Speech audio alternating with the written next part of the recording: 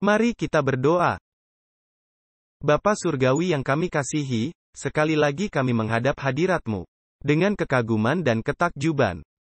Sebab Engkau Allah yang Maha Besar. Engkau adalah Tuhan atas segala Tuhan.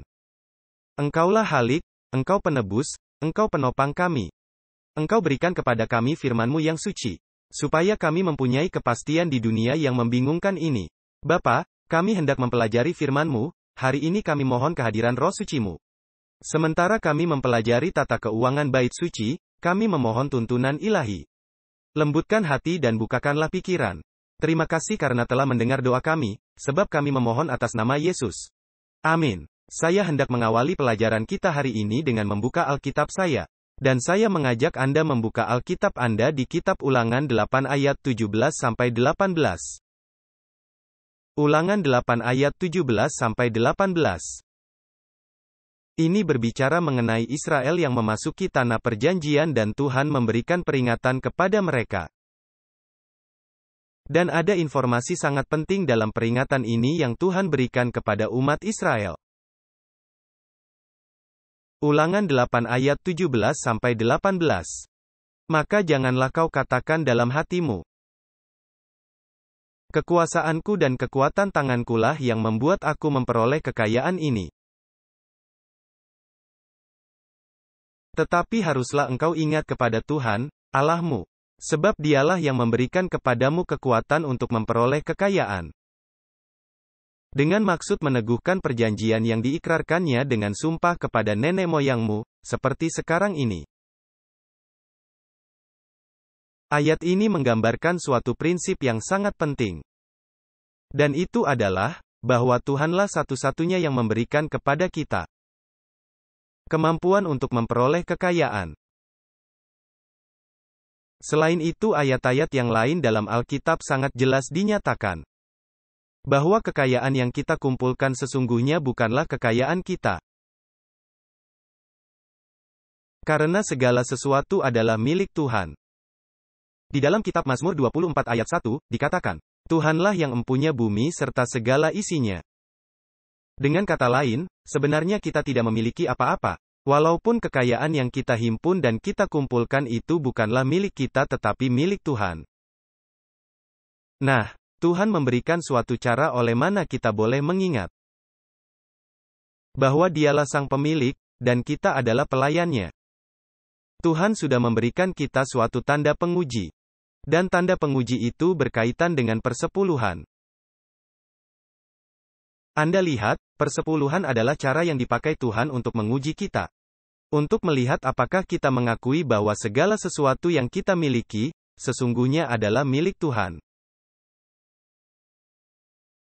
Nah, pertama-tama dalam pelajaran kita hari ini, saya ingin kita meneliti sistem persepuluhan dalam keimamatan Lewi di zaman Perjanjian Lama.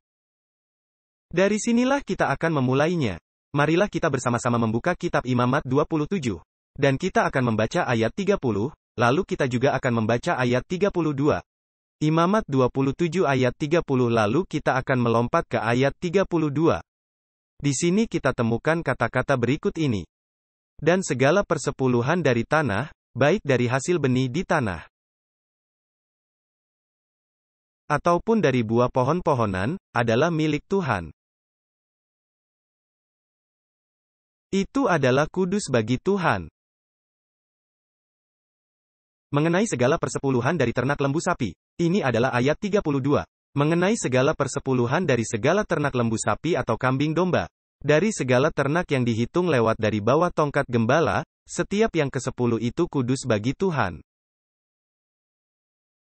Sangatlah jelas ayat-ayat ini memberitahu kita bahwa persepuluhan itu kudus dan bahwa persepuluhan itu secara istimewa adalah milik Tuhan.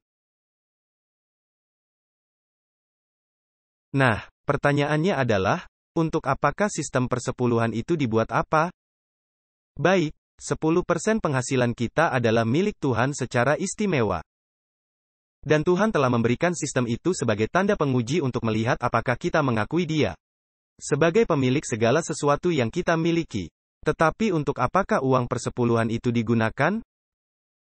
Marilah kita membuka kitab Bilangan 18 ayat 20. Anda lihat, bahwa bangsa Israel terdiri dari 12 suku sebagaimana kita telah ketahui. Dan ada satu dari suku-suku tersebut, yaitu suku Lewi, yang tidak menerima warisan apapun di tanah Kanaan. Dengan kata lain, setiap suku Israel mendapat satu bagian tanah untuk dibagikan kepada masing-masing keluarga. Tetapi suku Lewi tidak menerima tanah apapun. Mereka tidak menerima warisan di tanah Kanaan, ketika Israel memasuki tanah perjanjian. Jadi pertanyaannya adalah, bagaimanakah suku Lewi ini menghidupi diri mereka? Perhatikanlah bilangan 18 ayat 20 di mana kita diberitahu bahwa mereka tidak menerima warisan. Dikatakan di sana, lalu Tuhan berfirman kepada Harun, engkau tidak akan mendapat milik pusaka di negeri mereka. Dan tidak akan beroleh bagian di tengah-tengah mereka. Akulah bagianmu dan milik pusakamu di tengah-tengah orang Israel. Jadi Tuhan katakan, akulah warisan bagi Harun dan juga bagi suku Lewi. Karena kamu, suku Lewi, tidak menerima bagian tanah di tanah Kanaan. Nah, untuk apakah persepuluhan itu diberikan kepada Harun dan suku Lewi? Perhatikanlah di kitab Bilangan 18 ayat 21, yaitu di ayat yang berikutnya. Di sini Tuhan berbicara, dan Dia berkata, lihat, aku telah memberikan kepada suku Lewi segala persepuluhan orang Israel. Mari kita berhenti sejenak di sini. Siapakah yang memberikan persepuluhan itu kepada suku Lewi? Tuhanlah yang memberikan persepuluhan itu kepada suku Lewi. Jadi siapakah yang beri upah suku Lewi? Tuhanlah yang memberikan. Anda tahu, sekarang ini sudah umum terjadi di gereja. Banyak orang menahan persepuluhannya jika mereka tidak menyukai pendetanya. Karena mereka berkata, kamilah yang membayar gajimu. Faktanya adalah, ayat ini mengatakan kepada kita bahwa bukan anggota gereja yang membayar gaji pendeta. Tuhanlah yang membayar gaji pendeta. Ayat ini mengatakannya dengan jelas sekali. Lihat, aku telah memberikan kepada suku Lewi segala persepuluhan orang Israel. Nah, perhatikan apa alasannya. Selanjutnya dikatakan, sebagai milik pusakanya. Sebagai imbalan pekerjaan yang dilakukan mereka, pekerjaan pada kemah pertemuan. Dengan kata lain, suku Lewi memenuhi kebutuhan rohani umat Israel. Dan karena mereka dipekerjakan sepenuh waktu untuk memenuhi kebutuhan rohani bangsa Israel, Israel harus membawa persepuluhan mereka. Dan Tuhan yang membayar suku Lewi dengan persepuluhan itu. Sekarang saya ingin Anda perhatikan juga Bilangan 18 ayat 24. Sekali lagi konsep yang sama dinyatakan kembali. Dikatakan di sini, sebab persepuluhan orang Israel yang mereka persembahkan sebagai persembahan khusus kepada Tuhan. Perhatikan pengertiannya sekali lagi. Kuberikan kepada orang Lewi sebagai milik pusakanya. Maka aku berfirman kepada mereka, di antara orang Israel, mereka tidak akan mendapat milik pusaka. Jadi siapa yang memberikan persepuluhan itu kepada suku Lewi? Ya, anggota jemaat membawa persepuluhan mereka ke bait suci, ke kemah suci. Tetapi sebenarnya Tuhanlah yang membayar kepada mereka untuk pelayanan rohani yang mereka berikan kepada umat Israel. Nah, ada suatu detail yang menarik di dalam Bilangan pasal 18. Dan itu adalah, bahwa walaupun suku Lewi membayar 1/10 dari persepuluhan itu. Perhatikan apa yang terdapat di Imamat, seharusnya Bilangan 18 ayat 26.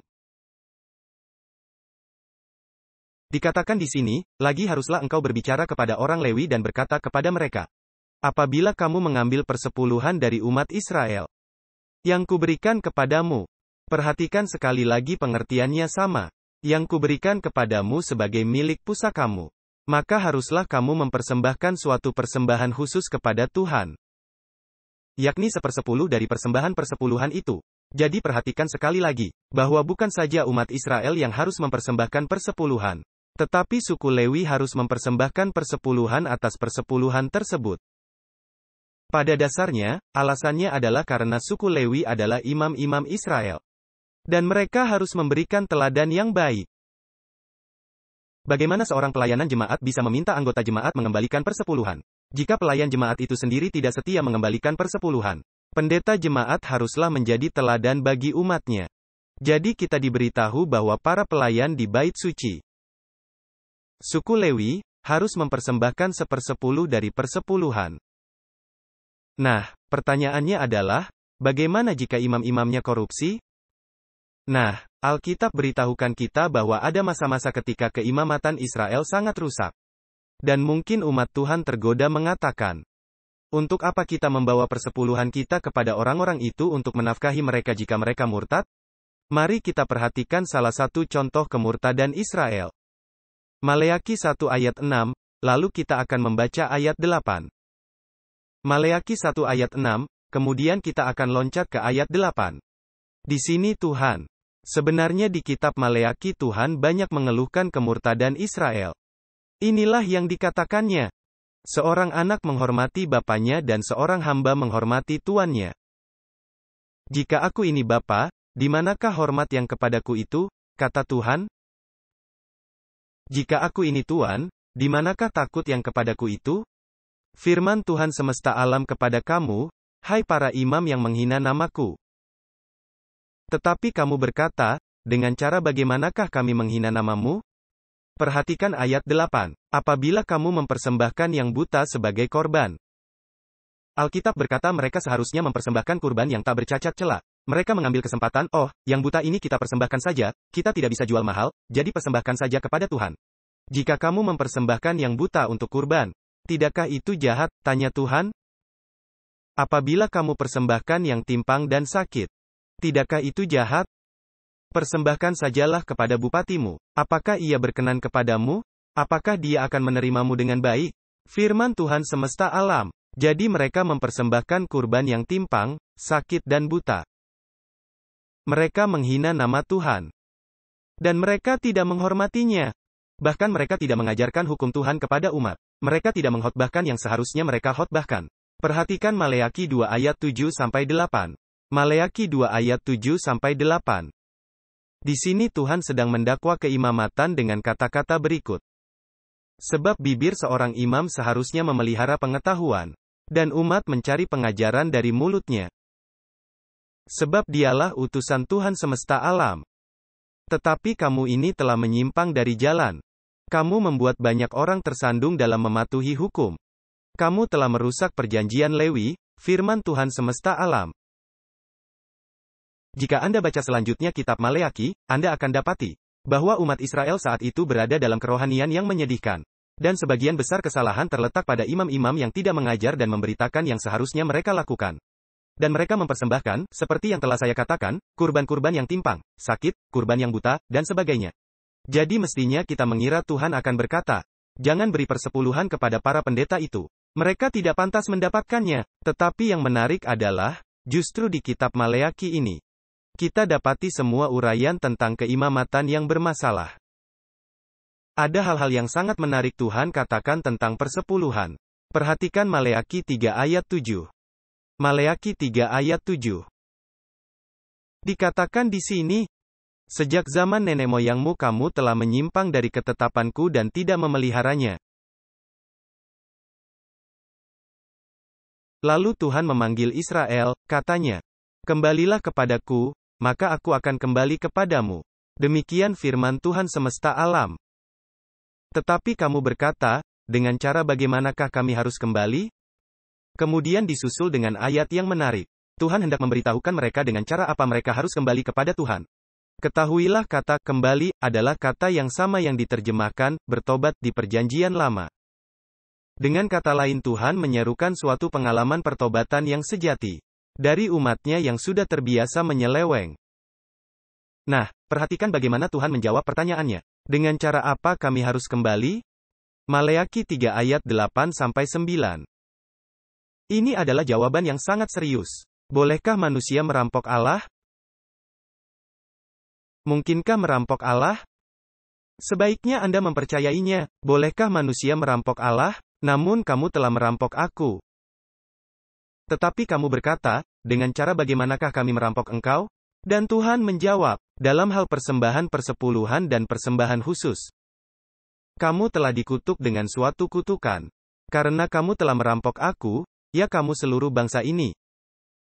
Jadi salah satu hal yang mereka tidak lakukan, adalah mengembalikan persepuluhan, sesuai cara yang ditentukan.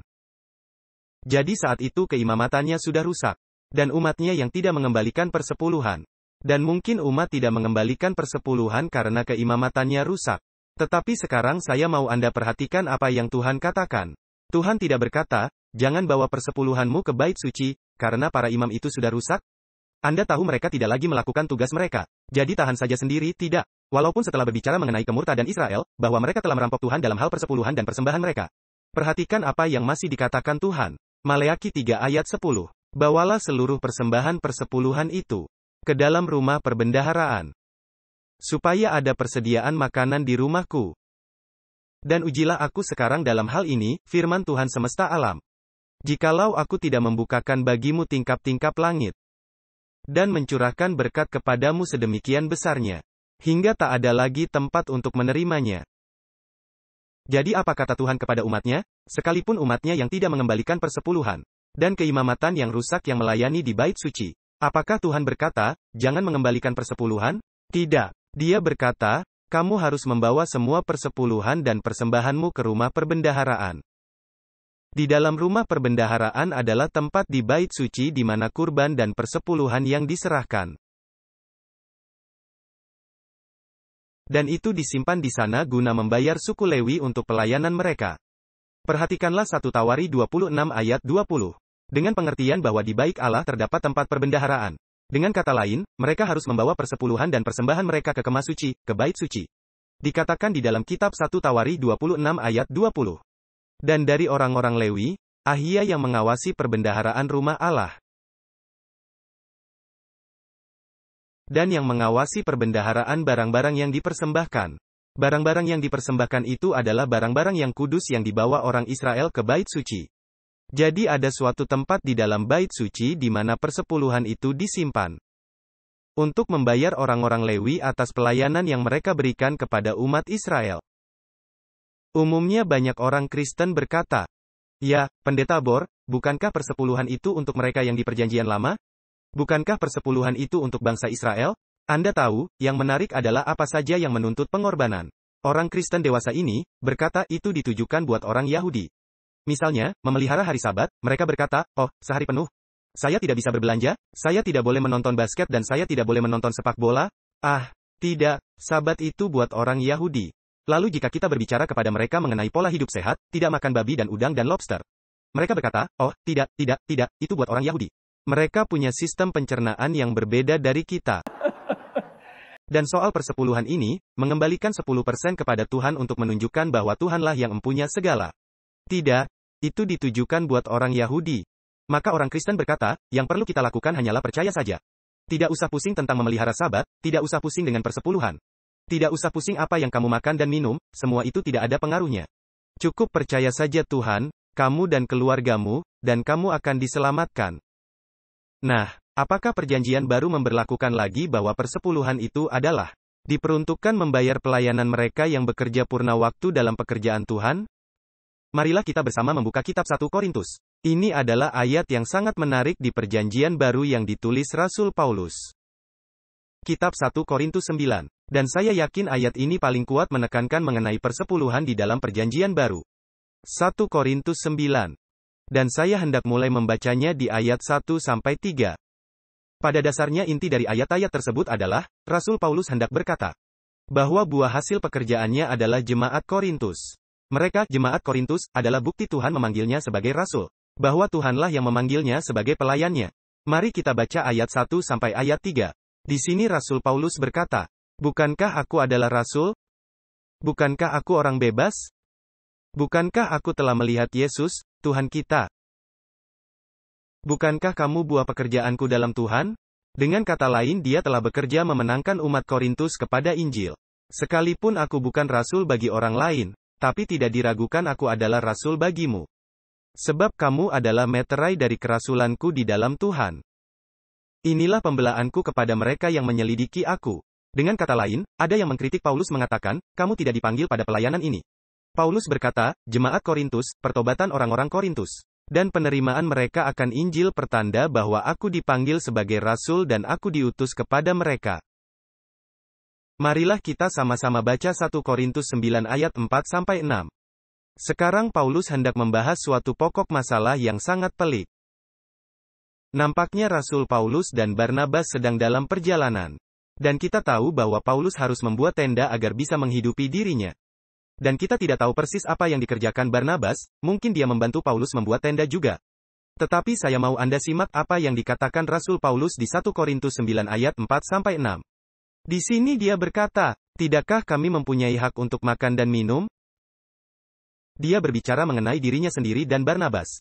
Tidakkah kami mempunyai hak membawa seorang istri Kristen di dalam perjalanan kami? Tidak bolehkah kami mengajak istri beserta kami? Seperti yang dilakukan rasul-rasul lain. Saudara-saudara Tuhan kita dan Kefas? Maksudnya Petrus. Atau hanya aku dan Barnabas sajakah yang tak berhak dibebaskan dari bekerja untuk nafkah? Saya suka terjemahan NIV untuk kalimat ini. Hanya Barnabas dan aku sajakah harus bekerja untuk nafkah? Dengan kata lain Paulus berkata, apakah Barnabas dan aku sajakah yang tidak bisa mendapatkan bantuan keuangan dari gereja? Sehingga kami harus bekerja untuk mendapatkan nafkah? Itulah yang dikatakan Paulus. Lalu Rasul Paulus memberi argumentasi menggunakan 4 macam analogi. Bahwa perlu bagi mereka yang bekerja dalam pengabaran Injil diberi imbalan untuk pekerjaan rohani mereka. Perhatikan 1 Korintus 9 ayat 7, Paulus akan memakai 4 analogi. Dia berkata, siapakah yang pernah pergi berperang atas biayanya sendiri? Bayangkan, jika pemerintahan Amerika Serikat berkata, sekarang, kamu akan pergi berperang, tapi kamu sendiri yang harus membayar makananmu. Dan kamu sendiri yang harus bayar pakaian kamu. Dan kamu sendiri yang harus membayar penginapanmu. Dan kamu sendiri yang harus membayar senjatamu. Tidak ada yang akan masuk tentara, bukan? Tidak ada yang akan mau ikut angkatan bersenjata. Sebab jika Anda berbakti di bidang kemiliteran, bagaimana keadaannya? Segala-galanya disediakan. Oleh karena Anda bekerja di ketentaraan, atau Anda bekerja di angkatan bersenjata. Maka dia katakan, siapakah yang pernah pergi bertempur dengan biaya sendiri? Nah, itu contoh yang pertama. Contoh kedua. Siapakah yang menanami kebun anggur dan tidak memakan buahnya? Cukup logis, bukan? Sekarang Paulus memakai analogi ketiga. Atau siapakah yang menggembalakan kawanan domba? Dan yang tidak minum susu domba itu? Apakah Anda lihat ketiga analogi itu? Pergi berperang. Yang kedua adalah menanam kebun anggur. Dan yang ketiga menggembalakan kawanan domba. Lalu Paulus memberikan analogi yang keempat. Dan dia memperkuat analogi ini lebih dalam lagi. 1 Korintus 9 ayat 8-9. Dia berkata, apakah aku mengatakan ini sebagai manusia saja? Pada dasarnya yang dia katakan adalah, apakah ini hanya pendapatku sendiri sebagai manusia? Perhatikan yang dia katakan selanjutnya. Atau bukankah hukum Taurat juga berkata demikian? Itulah 3 contoh yang telah aku berikan. Apakah itu pendapat sendiri sebagai manusia? Apakah analogi-analogi itu hanya dibuat-buat saja? Ataukah hukum Taurat juga katakan hal yang sama? Sehingga aku katakan kepadamu, nah, perhatikan ayat yang dirujuknya, Ulangan 24 ayat 4. Paulus melanjutkan di ayat 9. Sebab dalam hukum Musa ada tertulis, janganlah engkau memberangus mulut lembu yang sedang mengirik gandum. Mengapa tidak boleh? Karena lembu yang sedang mengirik gandum. Dan dia berhak untuk apa? Dia berhak memakan gandum itu. Tepat sekali. Nah, perhatikan yang dia katakan selanjutnya. Lembukah yang Allah perhatikan? Dengan kata lain, apakah Tuhan memberikan hukum ini karena dia begitu mengkhawatirkan lembu-lembu agar bisa makan karena mereka bekerja? Saya ingin Anda memperhatikan apa yang Paulus katakan 1 Korintus 9 ayat 10. Karena dia akan berkata, hukum ini ditulis bukan untuk kepentingan lembu. Melainkan ini ditulis untuk kita, yaitu yang bekerja demi Injil. Anda lihat, karena seekor lembu adalah hewan beban, dan dia melayani majikannya. Maka Rasul Paulus berkata, kami adalah para rasul yang memberitakan Injil. Dan kami melayani Tuhan kami. Jadi ini ditulis bukan demi kepentingan lembu-lembu saja. Ini ditulis untuk mereka yang mengabarkan Injil. Perhatikan apa yang dikatakan di ayat 10. Atau apakah dia mengatakan semua ini demi kepentingan kita? Apakah Tuhan katakan ini demi untuk lembu? Atau dia mengatakan ini juga untuk kepentingan kita? Lalu Paulus menjawab pertanyaannya sendiri. Untuk kitalah hal ini ditulis. Tidak diragukan lagi. Ini ditulis agar yang membajak harus membajak dalam pengharapan. Dan yang mengirik dalam pengharapan harus punya bagian dalam harapan itu. Apa kata Rasul Paulus di sini? Dia berkata bahwa seseorang yang memberitakan Injil harus apa? Harus mendapat imbalan. Karena pekerjaan yang dilakukannya dengan memberitakan Injil. Nah, perhatikan 1 Korintus 9 ayat 11-12, di mana Paulus melanjutkan argumentasinya dan dia membuatnya sangat jelas. Dia berkata, jadi, jika kami, inilah sang rasul yang berkhotbah, jika kami telah menaburkan benih rohani bagi kamu, apakah berlebihan kalau kami menuai hasil materimu? Anda paham yang dikatakan Paulus? Dengan kata lain, jika kami melayani kebutuhan rohanimu, apakah berlebihan kami meminta kepadamu untuk menyediakan kebutuhan materi atau kebutuhan fisik kami? Ayat 12. Kalau orang lain ikut punya bagian atas hak ini daripadamu, tidakkah terlebih lagi kami? Lalu kata Paulus, namun kami tidak pernah mempergunakan hak itu. Perhatikan bahwa itu bukanlah suatu pemberian, tetapi apa? Itu adalah hak, menurut Paulus. Jadi dia berkata di ayat 12, kalau orang lain ikut punya bagian atas hak ini daripadamu, tidakkah terlebih lagi bagi kami? Namun, kami tidak pernah mempergunakan hak itu. Ya, benar, hak itu. Tapi kami menanggung segala sesuatu, supaya jangan kami menghalangi pemberitaan Injil Kristus. Nah, 2 ayat berikutnya sangatlah penting. Apakah sejauh ini Anda sudah paham argumentasinya? Nah, 2 ayat berikutnya sungguh krusial karena ayat ini berkaitan dengan bait suci. Dan ini seri pelajaran tentang bait suci. Dia akan mengambil mengenai hal yang terjadi kepada suku Lewi. Dan dia mengaplikasikan kepada mereka yang memberitakan Injil di zaman Perjanjian Baru. Perhatikan 1 Korintus 9 ayat 13. Dia berkata, tidak tahukah kamu bahwa mereka yang melayani benda-benda kudus? Siapakah yang melayani benda-benda kudus? Para imam, suku Lewi. Tidak tahukah kamu bahwa mereka yang melayani benda-benda kudus mendapat makanannya dari tempat kudus itu? Apakah ini tentang persepuluhan yang diserahkan? Tentu saja. Perhatikan. Dan mereka yang melayani mezbah. Siapakah yang melayani di mezbah? Para imam. Dan bahwa mereka yang melayani mezbah mendapat bagian dari persembahan di mezbah itu? Nah, dengarkan baik-baik. Demikian pula. Apa maksudnya, demikian pula? Artinya, dengan cara yang sama. Seperti yang dikatakan sebelumnya, Tuhan telah menghimbau. Tuhan telah mengusulkan. Tidak dikatakan Tuhan telah menghimbau, atau mengusulkan. Dikatakan, Tuhan telah memerintahkan. Bahwa mereka yang memberitakan Injil harus hidup dari pemberitaan Injil itu. Apakah Paulus berkata bahwa persepuluhan itu juga merupakan prinsip Perjanjian Baru? Paulus mengatakannya dengan sangat jelas bahwa persepuluhan juga prinsip Perjanjian Baru. Dan jika Anda membaca selanjutnya, kita tidak akan membacanya sekarang. Anda bisa baca ayat 15-18. Rasul Paulus pada dasarnya berkata, Anda tahu, aku tidak pernah meminta agar hak ini diberikan kepadaku. Aku pembuat tenda, dan alasannya adalah, seandainya aku menerima uang untuk memberitakan Injil, musuh-musuhku akan berkata bahwa aku memberitakan Injil demi uang. Maka Paulus berkata, aku adalah misionaris yang mandiri. Tetapi dia berkata, itu bukan berarti bahwa semua yang memberitakan Injil harus menjadi misionaris mandiri. Karena Paulus mengatakannya dengan sangat jelas, bahwa mereka yang memberitakan Injil harus hidup dari pemberitaan Injil. Dan itu dilakukan melalui persepuluhan. Nah, sangatlah menarik kitab Ibrani mengatakan kepada kita, bahwa persepuluhan, atau lebih tepatnya keimamatan, atau keimamatan Lewi, telah dihapus ketika Yesus mati di atas salib. Jadi ada beberapa orang Kristen berkata, jika keimamatan sudah dihapuskan di salib, tentunya itu berarti bahwa persepuluhan yang dibayar kepada para imam, juga sudah dihapuskan. Nah, marilah kita baca ayat-ayat yang mengatakan tentang berakhirnya keimamatan Lewi. Ibrani 7 ayat 18-19. Ibrani 7 ayat 18-19. Ini membandingkan sistem perjanjian baru setelah kedatangan pertama Kristus dengan sistem perjanjian lama tentang persembahan dan kurban. Di sini dikatakan, karena di satu pihak ada pembatalan perintah yang terdahulu. Jika Anda baca konteksnya, ini mengenai perintah atau hukum sehubungan dengan imam-imam.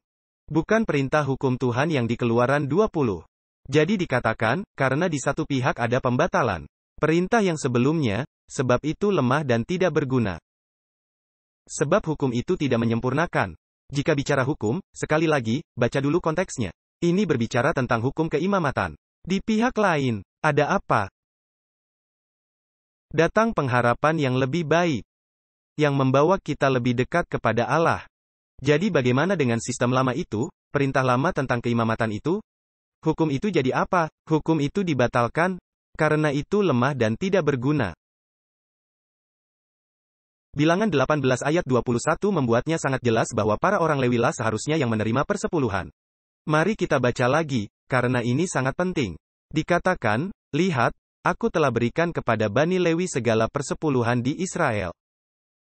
Sebagai milik pusakanya, untuk imbalan pekerjaan yang mereka lakukan. Yaitu pekerjaan di dalam kemah pertemuan.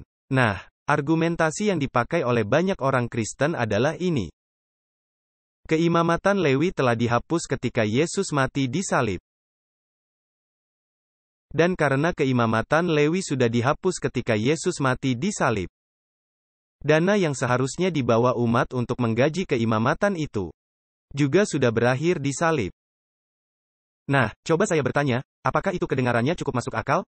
Ini terdengar cukup masuk akal bagi saya. Entah kalau Anda. Tetapi jika keimamatan Lewi sudah tidak berfungsi lagi, karena itu sudah dihapus, maka logis jika persepuluhan yang dibawa umat untuk membiayai keimamatan itu tidak perlu lagi diserahkan. Nah, saya melihat ada alis terangkat, dan Anda berkata, Pastor Bor, apakah kamu katakan kita tidak harus berikan persepuluhan? Sama sekali bukan begitu. Saya memakai argumentasi yang banyak orang Kristen gunakan. Tetapi sekarang saya hendak menunjukkan kepada Anda secara alkitabiah, bahwa walaupun keimamatan Lewi sudah berakhir, dan sudah tidak ada lagi imam-imam Lewi, namun prinsip persepuluhan itu masih terus berlaku. Dan sekarang, dengarkan baik-baik penalaran yang akan saya pakai. Pertama-tama kita akan membuka kitab Kejadian. Lalu kita akan kembali ke kitab Ibrani dan menyimak sesuatu yang sangat menarik. Nah, marilah kita ke Kejadian pasal 14. Dan Anda berkata, apa kaitannya Kejadian 14 dengan persepuluhan? Banyak kaitannya dengan persepuluhan. Nah, kisah yang kita temukan di Kejadian 14. Ini sebenarnya ditulis atau terjadi sekitar 500 tahun sebelum keimamatan Lewi diadakan. Ini adalah hal yang penting. Kejadian pasal 14 ini terjadi antara tahun-tahun 1900 sampai tahun 2000 sebelum Masehi. Sedangkan keimamatan Lewi diadakan sekitar 1445 sebelum Masehi. Jadi ini terjadi sekitar 500 tahun sebelum keimamatan Lewi. Kisah yang kita akan simak ini terjadi pada zaman itu. Nah, kisah di Kejadian 14 adalah ada 4 raja yang bersatu melawan Raja Sodom. Dan siapakah yang tinggal di Sodom? Lot yang tinggal di Sodom. Jadi keempat raja ini menggalang kekuatan bersama, mereka mendatangi Sodom. Mereka menaklukkan kota itu, mereka menawan warga kota termasuk Lot. Dan mereka menjarah kota-kota dan mengambil semua harta kota-kota itu. Nah, ketika Abraham mendengar ini, dia berkata, aku harus ke sana dan menyelamatkan Lot. Dan aku juga harus merebut kembali semua harta itu. Maka Abraham pun mengumpulkan 318 orang pilihannya, yang dipilihnya dengan sangat cermat, untuk pergi dan berperang melawan keempat raja tersebut, untuk menyelamatkan Lot dan harta kota itu. Nah, Abraham berhasil. Dia menaklukkan raja-raja tersebut, dia berhasil membawa Lot pulang. Dan dia mendapatkan semua harta kota itu kembali. Dan dalam perjalanan pulang, ada sesuatu yang sangat menarik terjadi. Dalam perjalanannya dia bertemu dengan satu sosok yang misterius, yang sepertinya muncul lalu menghilang lagi dari catatan Alkitab. Nama sosok ini adalah Melkisedek. Mari kita baca kisah ini di Kejadian 14 ayat 18. Hal yang sangat menarik adalah bahwa sudah ada keimamatan sebelum adanya keimamatan Lewi, yaitu keimamatan Melkisedek. Nah, perhatikanlah. Lalu Melkisedek, ini di ayat 18. Raja Salem, mengeluarkan roti dan anggur.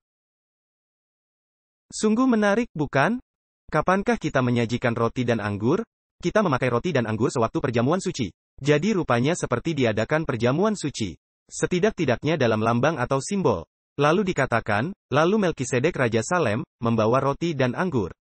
Kemudian dia katakan, ia adalah siapa? Seorang imam Allah yang maha tinggi. Pertanyaan, apakah sudah ada keimamatan, sebelum ada keimamatan Lewi? Sudah ada keimamatan sebelum adanya keimamatan Lewi. Nah, mari kita perhatikan bagaimana kisah ini berkembang selanjutnya. Ingat, ini terjadi 500 tahun sebelum keimamatan Lewi diadakan. Mari kita baca ayat 19. Dikatakan di ayat 19. Ini berbicara mengenai Melkisedek. Lalu ia memberkati dia. Melkisedek memberkati Abraham, lalu katanya, diberkatilah kiranya Abram oleh Allah yang maha tinggi. Dan sekarang perhatikan ini. Pemilik langit dan bumi. Bagaimanakah Sang Yang Maha Tinggi ini disebut? Dia sebagai apa? Dia adalah pemilik langit dan bumi. Berarti dialah yang empunya langit dan bumi. Sungguh menarik bahwa Melkisedek hendak memperkenalkan bahwa Allah yang Maha Tinggi adalah pemilik dan yang empunya segala sesuatu. Nah, pertanyaannya adalah, apakah yang dilakukan Abraham ketika Melkisedek memberkatinya? Dan ketika Melkisedek berkata bahwa dia mewakili Allah yang Maha Tinggi, dia adalah imam dari Allah yang Maha Tinggi, dan bahwa Allah adalah pemilik langit dan bumi? Apakah yang Abraham rasakan dia harus segera lakukan? Betul sekali.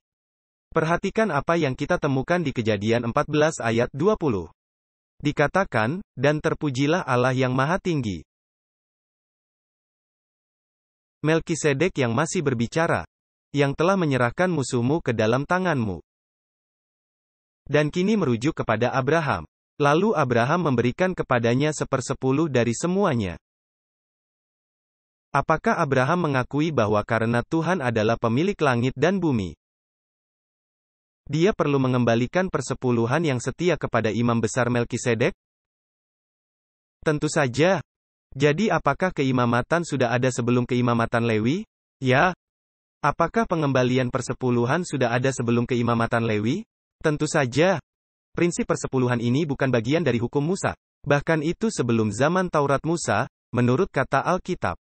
Nah, apakah yang diwakili oleh keimamatan Melkisedek itu? Anda tahu, yang menarik bahwa Yesus berasal dari suku apa? Yesus datang dari suku Yehuda. Apakah Yesus berhak menjadi imam besar jika dia berasal dari suku Yehuda? Tentu saja tidak. Dia berhak menjadi apa? Menjadi raja, tapi bukan imam besar. Jadi Yesus tidak boleh menjadi imam besar menurut ketentuan Harun. Karena ketentuannya adalah suku Lewi. Jadi Yesus tidak bisa menjadi imam besar menurut ketentuan Harun. Yesus harus menjadi imam dari ketentuan yang lain. Lalu menurut ketentuan apakah Yesus menjadi imam? Dia mengikuti ketentuan Melkisedek. Anda lihat, Melkisedek memberi Yesus hak menjadi imam. Dan Yehuda memberi Yesus hak menjadi raja. Anda bisa paham atau tidak? Nah, marilah kita simak di kitab Mazmur 110 ayat 4. Di mana kita akan temukan rujukan lain tentang Melkisedek dan keimamatannya. Dan berapa lamakah keimamatan itu akan berlangsung? Apakah keimamatan Lewi sudah berakhir? Ya atau tidak? Apakah keimamatan Melkisedek akan berakhir? Tidak. Perhatikan apa yang terdapat di dalam kitab Mazmur 110 ayat 4. Tuhan telah bersumpah, dan ia tidak akan berubah. Engkau adalah imam untuk selama-lamanya. Menjadi imam untuk berapa lama? Selama-lamanya, menurut ketentuan Harun. Bukan. Menurut ketentuan. Siapa? Melkisedek. Pertanyaannya ialah, di dalam diri siapakah Mazmur ini digenapi, dan dengan siapakah? Marilah kita bersama ke Ibrani 6 ayat 19-20. Ibrani 6 ayat 19-20. Di sini Rasul Paulus yang saya yakini adalah penulis kitab Ibrani, berkata begini. Pengharapan yang kita miliki itu adalah sauh bagi jiwa kita. Yang pasti dan kokoh. Yang kehadirannya masuk di balik tabir. Di mana Sang Perintis telah masuk bagi kita. Yaitu Yesus, setelah menjadi imam besar untuk selama-lamanya. Menurut ketentuan Melkisedek. Perhatikan ada rujukan ayat yang lain. Ada banyak rujukan pada ayat di Mazmur 110 ayat 4 ini di kitab Ibrani. Tetapi marilah kita baca satu saja lagi. Ibrani 7 ayat 17. Yang berbicara mengenai Yesus, dikatakan, sebab dia bersaksi, engkau adalah imam untuk selama-lamanya, menurut ketentuan Melkisedek. Jadi terdapat keimamatan Lewi yang menerima persepuluhan. Dan keimamatan itu telah berakhir. Tetapi ada keimamatan yang lain, yaitu keimamatan Melkisedek. Dan keimamatan ini berlangsung selamanya. Apakah persepuluhan ini berada di bawah kedua keimamatan tersebut? Ya, ada persepuluhan di bawah keimamatan Harun yang mana sudah berakhir. Tetapi ada juga persepuluhan di bawah keimamatan siapa? Melkisedek. Jadi apakah prinsip persepuluhan ini lebih tua dari sistem keimamatan Lewi? Apakah ini sesuatu yang kita harus lakukan selamanya? Tentu saja, karena keimamatan Kristus itu selama-lamanya. Nah, argumentasi di dalam Ibrani pasal 7 itu sangat pelik. Jadi biarkanlah saya menelusurinya. Saya akan perlahan-lahan menjelaskannya supaya Anda bisa memahaminya. Jika kita membaca Ibrani 7 ayat 4-10, inilah urutan argumentasinya. Kita tidak menggunakan argumentasi seperti ini di dunia sekarang ini. Tetapi ini adalah firman yang diilhamkan. Dan kita bisa mempercayainya. Pada dasarnya, pengertiannya seperti ini. Melkisedek lebih tinggi statusnya daripada Abraham karena dua alasan. Nomor 1, Melkisedek lebih tinggi daripada Abraham karena Abraham meninggikan dia. Dan orang memberkati lebih tinggi daripada yang diberkati. Itu alasan nomor 1. Nomor 2. Melkisedek lebih tinggi daripada Abraham karena Abraham memberikan kepadanya persepuluhan. Apakah Anda memahami ini? Jadi dalam dua hal Melkisedek lebih tinggi daripada Abraham. Pertama, karena Melkisedek yang memberkati Abraham, dan orang yang memberkati itu lebih besar. Dan nomor 2 adalah, bahwa Melkisedek yang menerima persepuluhan dari Abraham dan bukan sebaliknya. Sekarang, dengarkan baik-baik. Apakah suku Lewi itu adalah keturunan Abraham? Tentu saja, suku Lewi adalah anak siapa? Anak dari Yakub dan Yakub anak siapa? Anak dari Ishak dan Ishak anak siapa? Anak Abraham. Sekarang dengarkan urutan argumentasinya. Lewi berada di dalam pinggul Abraham, di dalam alat reproduksi. Karena dia adalah seorang keturunan Abraham sewaktu Abraham mengembalikan persepuluhan kepada Melkisedek. Nah, tidak biasanya kita berargumentasi dengan cara ini, tapi begitulah cara argumentasinya. Jadi, karena Lewi berasal dari keturunan Abraham. Sewaktu Abraham memberikan persepuluhan kepada Melkisedek, itu berarti Lewi memberikan persepuluhan kepada Melkisedek. Jadi keimamatan siapa yang lebih besar? Keimamatan Melkisedek. Tapi argumentasinya masih berlanjut. Itu sebabnya sewaktu Abraham memberikan persepuluhannya kepada Melkisedek, maka Lewi pun sedang memberikan persepuluhan kepada Melkisedek melalui Abraham sebagai jalurnya. Sebab Lewi memberikan persepuluhan kepada Melkisedek melalui Abraham. Dan Abraham yang diberkati oleh Melkisedek. Maka keimamatan Melkisedek lebih tinggi daripada keimamatan Lewi. Bisakah Anda mengikutinya? Ini adalah argumentasi yang sangat penting. Oleh sebab itu prinsip persepuluhan itu masih tetap berlaku sekarang ini. Karena adanya keimamatan yang lebih tinggi daripada keimamatan Lewi. Dan itu masih tetap merupakan keimamatan, yaitu keimamatan Kristus.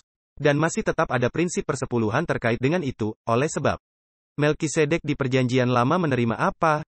Dia menerima persepuluhan. Jadi apakah prinsip persepuluhan itu masih berlaku untuk orang Kristen sekarang ini? Tentu saja itu masih berlaku. Bukan menurut ketentuan Harun, tetapi menurut ketentuan siapa? Menurut ketentuan Melkisedek, yang keimamatannya lebih tinggi daripada keimamatan Lewi. Nah, saya mau berbicara segi praktisnya persepuluhan ini. Gereja Sentral Fresno menerima persepuluhan sekitar 1,2 juta dolar setahun. Tapi Gereja Sentral Fresno tidak menahan 1 sen pun dari 1,2 juta tersebut. Seluruh 1,2 juta itu dikirim ke kantor pusat kita di Clovis. Dan uang itu dipakai untuk menggaji semua pendeta di daerah California Tengah. Mungkin ada di antara Anda berpikir dan mereka berkata, Anda tahu, jika persepuluhan kami cukup menggaji 10 pendeta. Mengapa kita hanya memiliki 2 orang pendeta yang dibayar oleh dana conference? Nah, saya beritahukan alasannya mengapa. Dan saya bukannya mengeluh. Hal ini karena jemaat-jemaat yang lain tidak menerima cukup persepuluhan untuk menggaji seorang pendeta. Karena itu jemaat-jemaat yang menerima lebih banyak persepuluhan. Mereka membantu jemaat-jemaat yang lebih kecil. Agar jemaat-jemaat yang lebih kecil bisa memperoleh bantuan kependetaan. Bukankah ini hebat? Bukankah itu rencana Tuhan bahwa yang lebih kuat membantu yang lemah? Sebab itu gereja Central Fresno tidak menahan 1 sen pun dari uang persepuluhan. Anda berkata, kalau begitu bagaimana gereja Fresno bisa beroperasi? Coba saya tanya, mungkinkah kita merampok Tuhan dalam persembahan juga? Mari sekali lagi saya bacakan Maleakhi 3 ayat 8. Ini ayat yang sangat penting. Bolehkah manusia merampok Allah? Namun kamu telah merampok aku. Tetapi kamu berkata, dengan cara bagaimanakah kami merampok engkau? Lalu Tuhan menjawab, dalam hal persepuluhan dan persembahan. Apakah Anda hendak berkata, jika gereja Central Fresno tidak menahan persepuluhannya? Bagaimana gereja itu beroperasi secara finansial? Nah, mari saya beritahukan. Gereja kami memiliki budget tahunan sebesar kira-kira $300.000. Itu budget tahunan kami di gereja Fresno Central. Tetapi kami tidak bisa memakai uang persepuluhan untuk itu karena uang persepuluhan itu tidak disimpan di sini. Kami harus membayar hal-hal seperti, coba saya berikan daftarnya, di antaranya, air, listrik, gas, asuransi, buletin berkala, telepon, materi penginjilan. Biaya telepon, sekretaris kantor, pemeliharaan, kebersihan halaman. Fotokopi, materi sekolah sabat, bunga, pelayanan pemuda, Pathfinder. Sekolah Alkitab liburan, pelayanan masyarakat, perbaikan, subsidi pendidikan, bantuan uang sekolah. Dan yang lainnya adalah pengeluaran departemen. Jadi pertanyaannya adalah, bagaimana gereja Central Fresno bisa berjalan secara finansial? Jika kami tidak menyimpan persepuluhannya? Jawabannya sederhana, di amplop perpuluhan kita, ada tulisan, dana gereja. Dan uang itu semuanya disimpan di gereja Central Fresno. Setiap sen yang Anda berikan untuk budget gereja, disimpan di gereja Central Fresno. Dan didistribusikan guna semua hal yang saya sebutkan tadi. Untuk membayar pengeluaran biaya gereja Central Fresno. Jadi ketika Anda mengembalikan persepuluhan, sesungguhnya Anda belum memberikan 1 sen pun. Karena itu bukan milik Anda. Persepuluhan itu milik Tuhan. Kita bukan membayar persepuluhan, kita mengembalikan persepuluhan. Uang itu datang ke tangan kita dan kita mengembalikannya kepada Tuhan. Dengan kata lain kita bukan bermurah hati dengan mengembalikan persepuluhan. Karena persepuluhan itu memang bukan milik kita. Anda paham?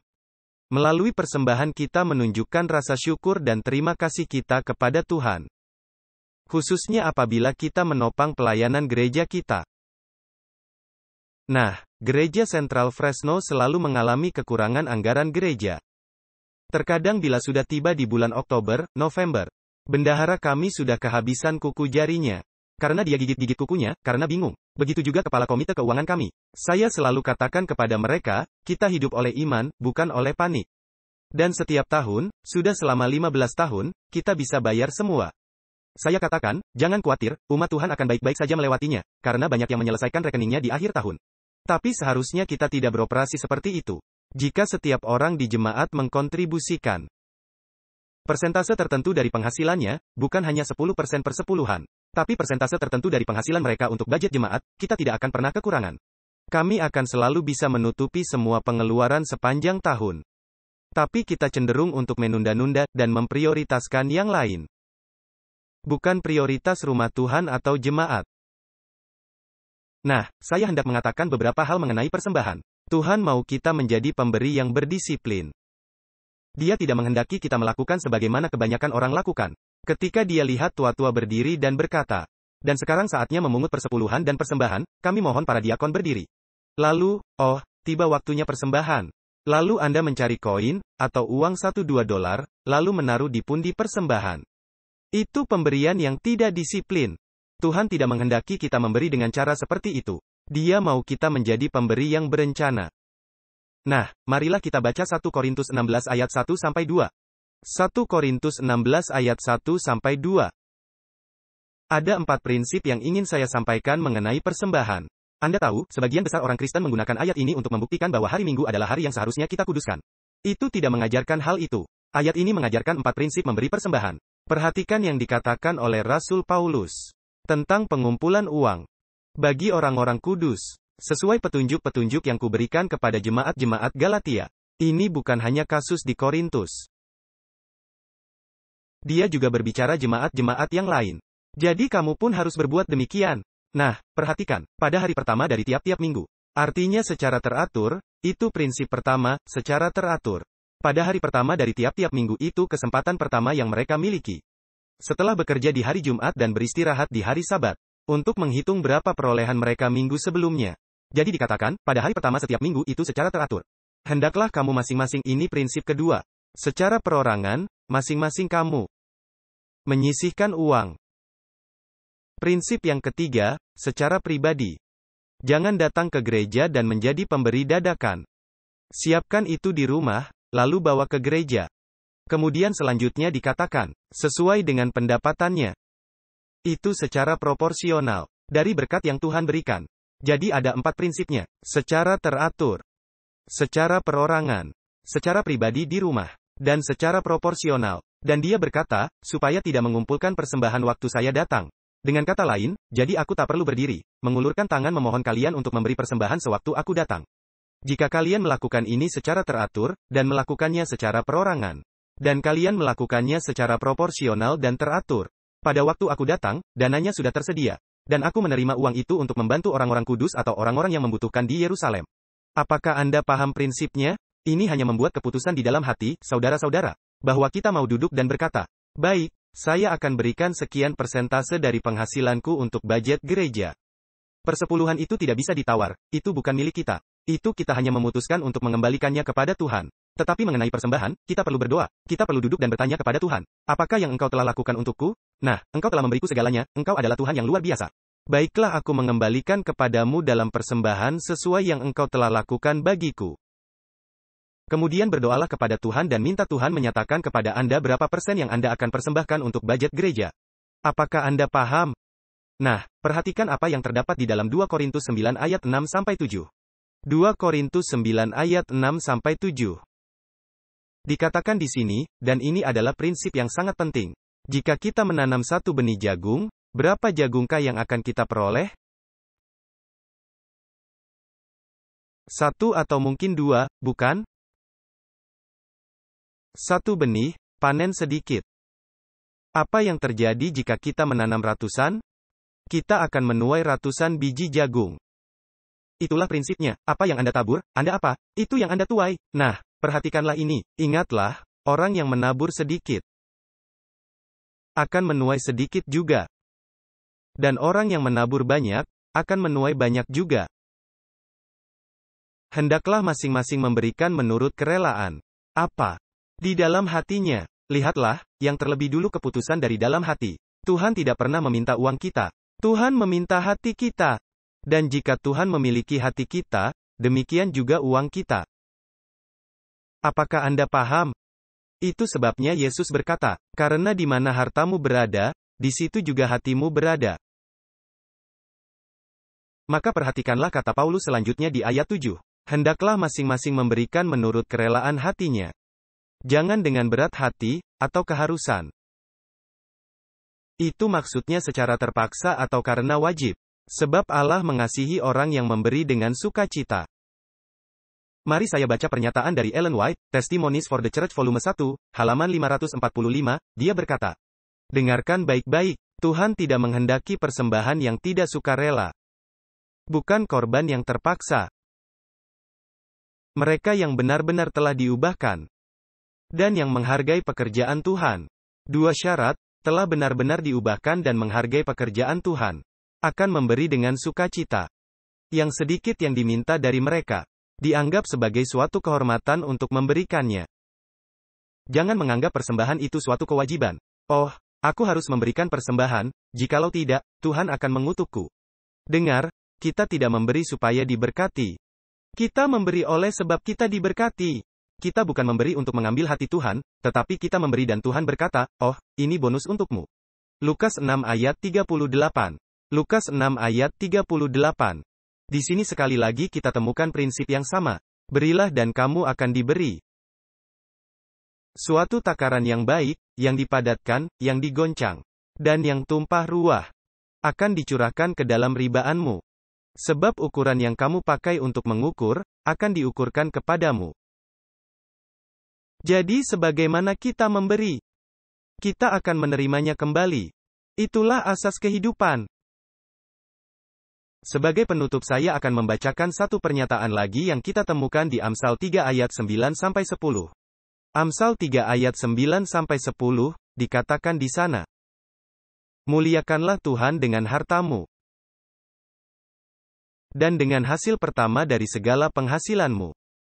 Sekarang perhatikan janjinya, maka lumbung-lumbungmu akan diisi penuh sampai melimpah-limpah. Dan bejana pemerahanmu akan meluap dengan air buah anggurnya. Satu-satunya cara untuk mengetahui bahwa hal itu benar adalah dengan mencobanya. Tuhan berkata, ujilah aku sekarang, cobailah aku sekarang. Mari coba. Anda tahu, tahun ini, gaji kami di Central California Conference. Pendeta dipotong 3% karena kondisi ekonomi.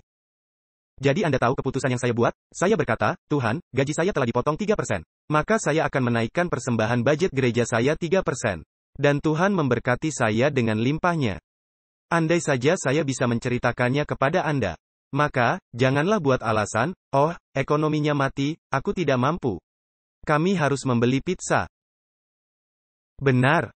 Dan membeli pakaian, dan barang-barang yang tidak kami butuhkan, mainan, dan sebagainya. Ini hanya masalah prioritas. Ini adalah masalah apa yang paling penting dalam hidup kita. Ini soal yang mana kita harus dahulukan. Dan mereka yang membuat Yesus Kristus yang pertama dan terakhir dan yang teristimewa adalah orang-orang yang paling bahagia di dunia. Jadi saya ingin berdoa sesudah kita mempelajari ini. Ini hanya bersifat akademis, baik, kita perlu mengembalikan persepuluhan guna menggaji pendeta, dan kita juga perlu memberikan persembahan agar bisa membiayai gereja. Tetapi jika ini prioritas kita, kita akan berkata, gereja itu lebih penting bagi kita, pekabaran Injil itu penting bagi kita. Ini haruslah menjadi prioritas pertama. Pada waktu kita mengatur keuangan kita di dunia ini.